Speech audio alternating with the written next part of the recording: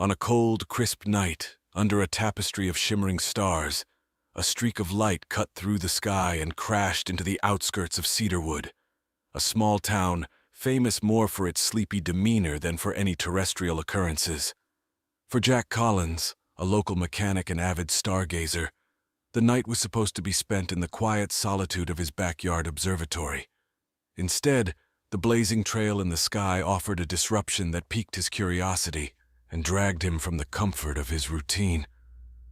With his heart pounding with the excitement of the unknown, Jack grabbed his coat and flashlight.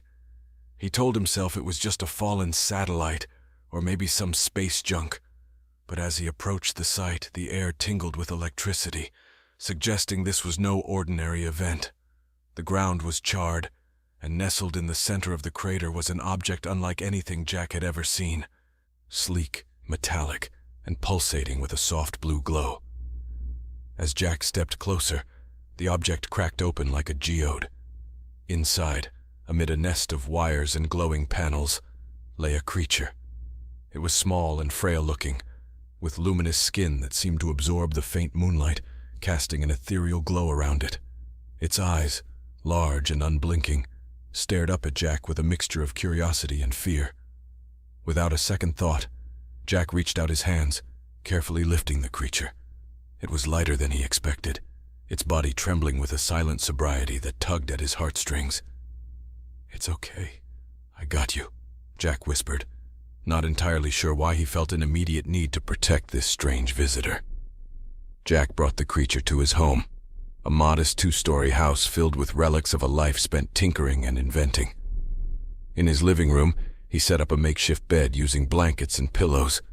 The creature's eyes followed his every move, a silent observer trying to make sense of its new surroundings. Over the next few days, Jack learned that the creature, who communicated through a series of chirps and subtle gestures, was named Alara. She was an explorer from a distant galaxy, sent to Earth on a reconnaissance mission. But her arrival had been an accident, her ship damaged by a rogue asteroid, leaving her stranded and vulnerable. As they communicated, Jack pieced together Alara's story. Her world was on the brink of destruction, consumed by resource wars and environmental collapse. Earth was among the planets her people considered for what they called reclamation, essentially stripping a planet of its resources to save their own. But Alara was different. She questioned her people's ways, troubled by the morality of their survival tactics. As she shared her fears with Jack, he realized that Alara was not just an alien. She was a conscientious being, forced into a role she never desired. Jack's days were filled with adjustments and learning. He modified his home to better suit Alara's needs, installing humidifiers for her dry skin, adjusting the lighting to mimic her planet's softer luminescence. In return, Alara taught Jack about her technology, her culture, and the harrowing cosmos that was her home. One evening, as they sat watching the stars, Alara turned to Jack with her gleaming eyes, filled with a mix of wonder and sadness. "Jack, why do you help me? I came as part of a plan that could harm your world." Jack looked at her, the alien he had saved, who in turn was reshaping his worldview. "Maybe it's because I see something worth saving in you, just as you see something terrifying in the plan you were part of. We save what we can, Alara. Today, it's you." As they returned their gaze to the stars, a silent bond was forged, one not just of rescuer and rescued, but of two beings understanding each other across the cosmic expanse, challenging the destinies laid out for them by their respective worlds. The days melded into weeks as Jack and Alara developed a routine that neither would have thought possible. Their life was a constant exchange of ideas and inventions, a symphony of earthly mechanics and alien technology that transformed Jack's workshop into a hybrid laboratory. Here, under the glow of soldering irons and alien light orbs, they worked side by side, speaking a language of wires and widgets that needed no translation. Meanwhile, Alara's presence in Cedarwood did not go unnoticed. Rumors swirled through town about the strange lights and even stranger sounds emanating from Jack's old house. Curiosity soon bred concern, and it wasn't long before a few brave souls knocked on Jack's door, their faces a mix of suspicion and intrigue. Jack, understanding the precariousness of their situation, decided it was time to introduce Alara to the world. He organized a small gathering in his backyard, inviting neighbors under the pretense of unveiling a new astronomical discovery. As the residents of Cedarwood milled around with plates of homemade pie and cups of lemonade, Jack brought Alara out. The initial shock was palpable. A collective gasp echoed under the string lights, but as Alara stepped forward, her demeanor gentle, her voice melodious, even if the words were unfamiliar, the crowd's apprehension turned to fascination. She spoke of the stars, of the endless possibilities of the universe, and of her peaceful intentions. By the end of the evening, the townsfolk were enchanted, their fears allayed by the sincerity of her words and the kindness in her eyes. As autumn bled into winter, Cedarwood found a new rhythm with its extraterrestrial inhabitant. Alara became a local celebrity of sorts, helping in the school with science classes, where she sparked a generation's interest in astronomy and ecology with her first-hand knowledge of interstellar survival and planetary care. But the harmony was pierced one evening when Jack intercepted a distorted transmission on a device Alara had built to monitor cosmic communications. The message was garbled, the words ominous. "Reclamation fleet advancing. Earth target confirmed." The weight of the news crushed the air out of the room.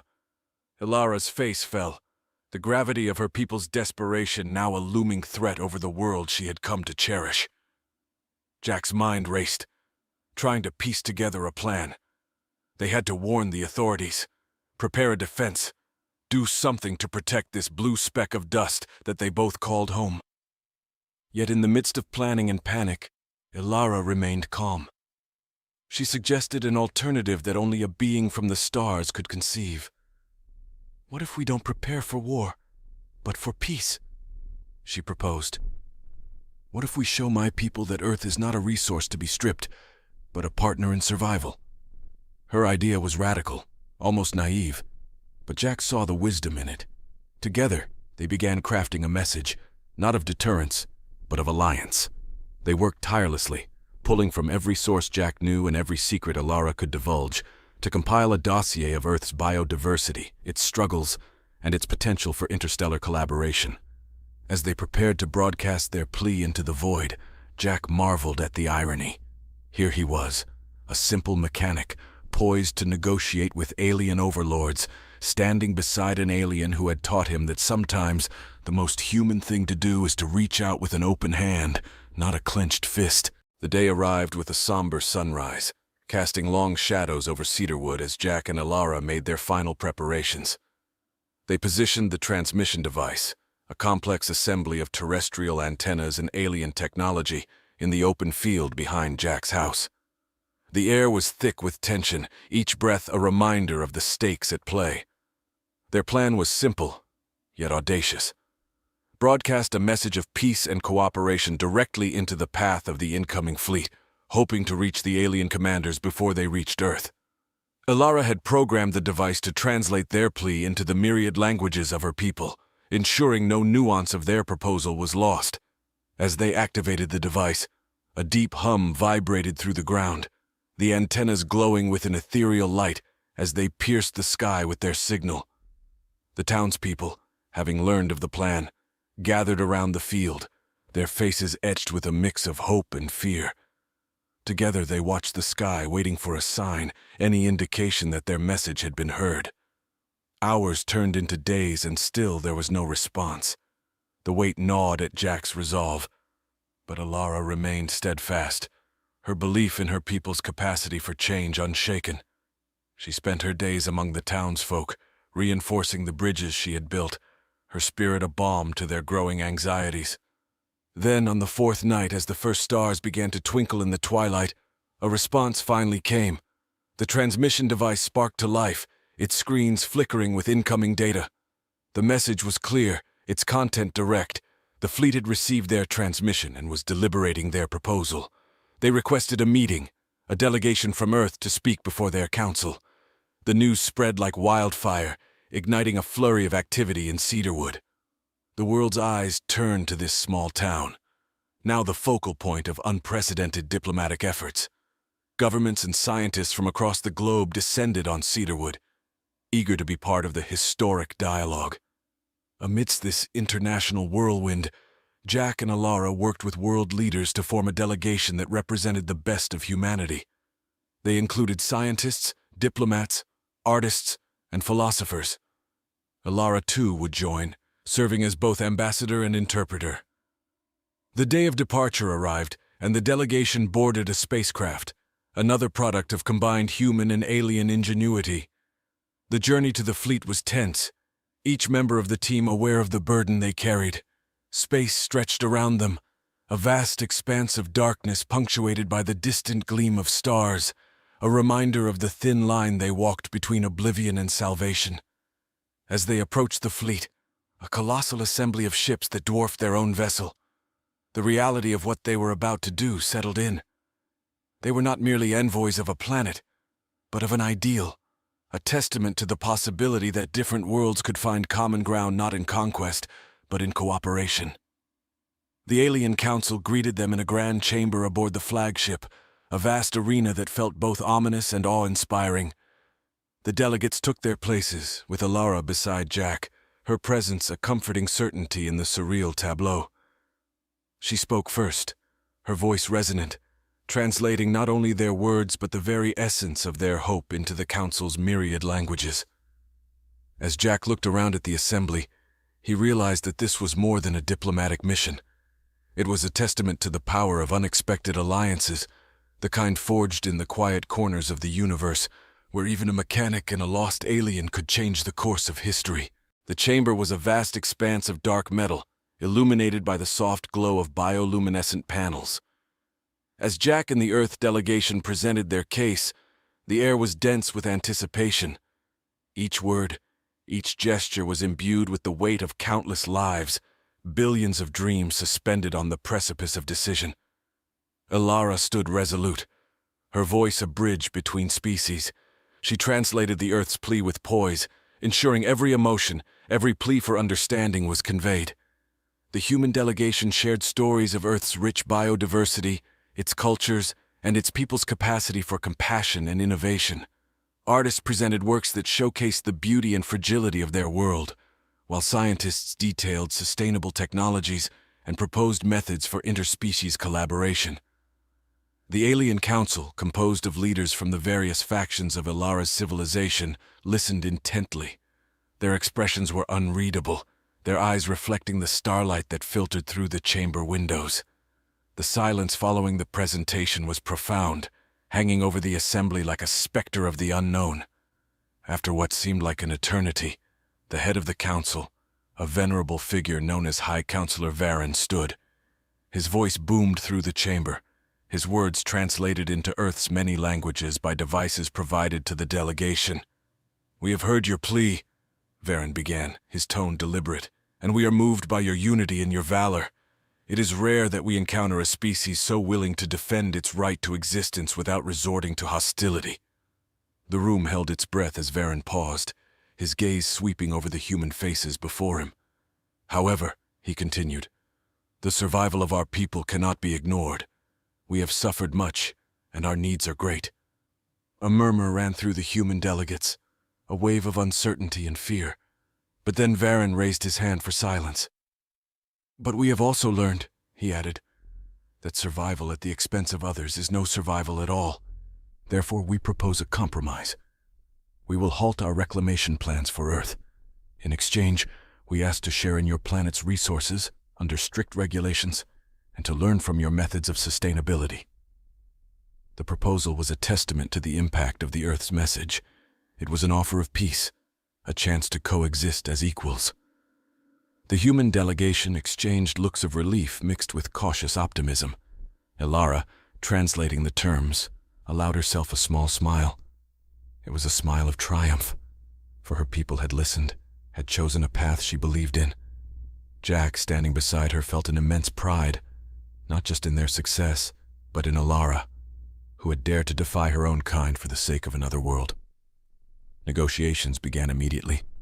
Terms were discussed, treaties drafted. Earth's leaders, once divided by their own petty conflicts, were united under the common goal of ensuring this new relationship was equitable and just. They proposed a joint council, one that would include members of both species, to oversee the sharing of resources and ensure that Earth's environment was protected. The talks lasted for days, each session a complex dance of diplomacy and determination. Finally, an agreement was reached, one that promised a new era of interstellar cooperation. The treaty was signed aboard the flagship, broadcast across galaxies, a moment of historical significance, a beacon of hope for the future. As the Earth delegation prepared to return home, their spacecraft filled with new knowledge and a sense of accomplishment, Jack looked out at the stars. They seemed different now. Not just distant points of light, but destinations, possibilities, frontiers that beckoned not with the promise of conquest, but with the promise of connection. Alara joined him, her hand lightly touching his arm. Together they watched the cosmos. Two souls from different worlds who had altered the course of history with nothing but courage and an unshakable belief in the power of unity. Back on Earth, the impact of the treaty was immediate and profound. Cedarwood, once a quiet town barely noted on maps, transformed into a symbol of Earth's burgeoning role in the galactic community. The town expanded, accommodating new institutes for research and diplomacy, attracting scientists, diplomats, and visitors from across the planet and beyond. Jack's workshop evolved as well. It became a center for innovation, where human technology met alien engineering, creating solutions that were greater than the sum of their parts. Together with Alara and a team of Earth's and her people's best minds, Jack worked on projects that ranged from advanced agricultural systems to new energy sources, all designed to be sustainable and to protect the integrity of Earth's ecosystems. In this new era, education flourished, with young people from Earth traveling to other worlds, while alien youth came to learn about the blue planet's rich natural heritage and complex cultures. Schools taught not just math and science, but also courses on interstellar ethics and cultural exchange, preparing a generation for a life in a cosmopolitan galaxy. Meanwhile, the Joint Council oversaw the careful extraction and sharing of resources. The alien technology helped stabilize climates and clean oceans, while Earth provided raw materials necessary for rebuilding Alara's civilization, which had committed to a new path that mirrored Earth's dedication to sustainability. Amid this wave of change, Jack and Alara often found themselves at the heart of decision-making processes. Alara, especially, served as a bridge between worlds, her unique perspective invaluable in ensuring that agreements were kept in spirit, not just in letter. However, not all were pleased with these changes. Skepticism and fear lingered in corners of both societies.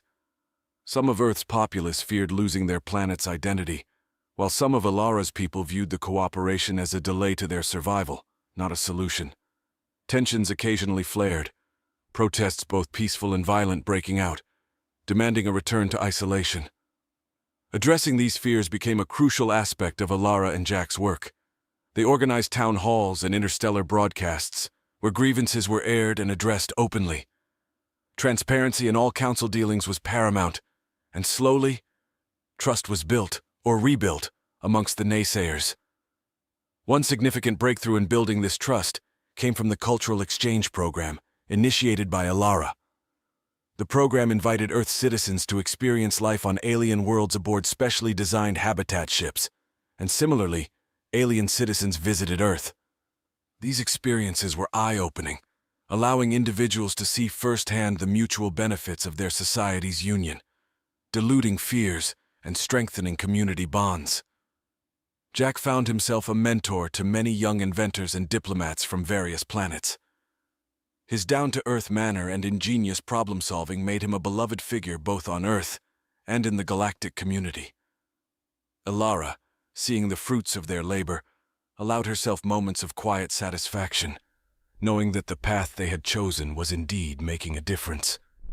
As Earth's greenery flourished anew and the skies cleared to reveal the Milky Way with unprecedented clarity, people started to look up with new eyes.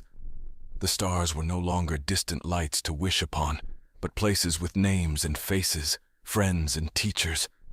In one of their quiet moments, sitting in Jack's expanded workshop, now bustling with interstellar activity, Jack turned to Alara, his eyes reflecting the same stars they once watched in apprehension.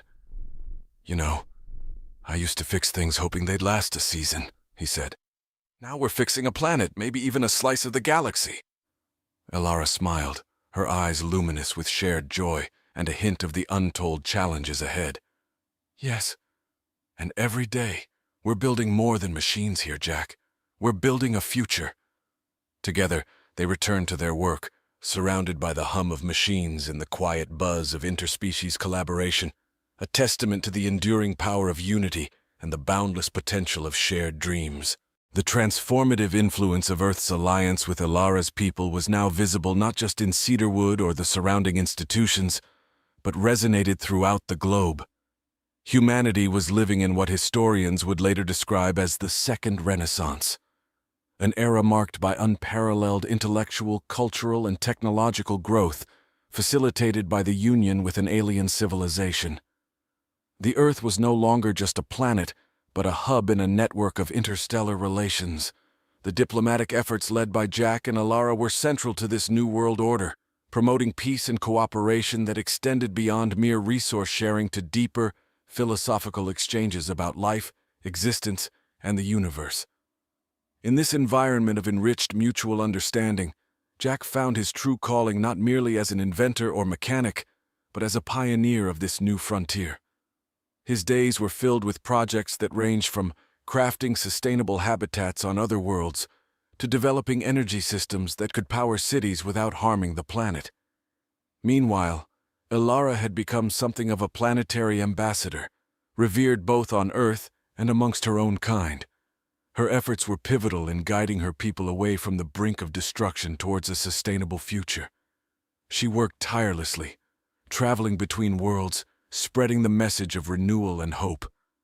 The culmination of their work came with the opening of the portal, a massive interstellar gateway built on Earth, powered by a combination of human ingenuity and alien technology. The portal was more than just a means of travel. It was a symbol of the new age, a door to the cosmos that stood open for all, inviting explorers, scholars, diplomats, and ordinary citizens to experience the vastness of space. The inauguration of the portal was a day of celebration, a global event broadcast across all media. People from every continent gathered to witness the historic moment, their faces a mosaic of Earth's diverse cultures. Jack and Alara stood together as the portal was activated, its shimmering surface a dance of light and color, reflecting the hopes and dreams of countless beings. As they watched the first official delegation step through the portal, bound for a peace conference on a distant planet, Jack squeezed Alara's hand. "Look at what we've achieved," he whispered, his voice thick with emotion. Alara nodded, her eyes bright. "Not just us, Jack. This is the work of many hands, many hearts, and it's only the beginning." Post-inauguration, their lives continued to evolve. Jack took a less active role in day-to-day operations, focusing instead on mentoring the next generation of leaders and thinkers. His workshops were open to everyone, from young Earth children to curious alien visitors, each lesson a seed planted for future growth. Alara, too, embraced a role that saw her dividing her time between Earth and her home planet, which was slowly recovering under the new regime. Her dual citizenship symbolized the potential for dual allegiance, loyalty to one's origins and to the shared future of the interconnected cosmos. Years passed, and the portal enabled rapid development in cosmic relations and technology. Diseases that had plagued humanity for centuries were cured with alien medical advancements, while Earth's agricultural techniques helped solve famine on multiple planets. The exchange was not just beneficial but vital, proving that the survival of one could indeed uplift many. In their twilight years, Jack and Alara returned to Cedarwood, now a thriving city with a population as diverse as the galaxy itself. They lived quietly, their modest home a museum of memories, each artifact a story from their extraordinary lives. One evening, as they sat watching the sunset, reflecting on the decades of adventure and camaraderie, Jack turned to Alara, a soft smile playing on his lips. "From a falling star to a stargate, huh? Who would have thought?" Alara chuckled, her gaze affectionate and wise. "Only those who dare to dream, Jack. Only those who dare to dream. Together, they looked out at the horizon, where the sky met the land, and beyond it, the stars twinkled, not just as lights in the night, but as beacons of endless possibilities, a reminder that the journey of discovery, like the universe itself, was infinite.